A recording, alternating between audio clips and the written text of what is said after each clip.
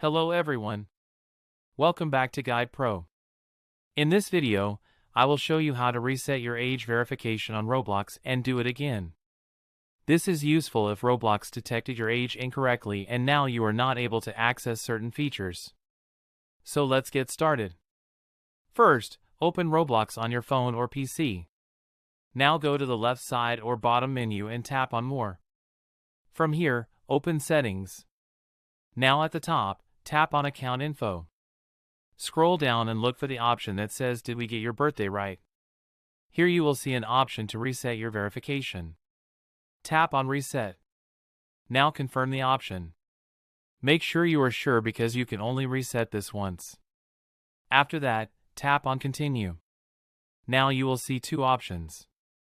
You can continue with camera or continue with ID. Choose any option and complete the verification again properly. Once done, your age will be updated and you will be able to access features again. So this is how you can reset your age verification on Roblox. If this video helped you, make sure to like the video and subscribe to Guide Pro.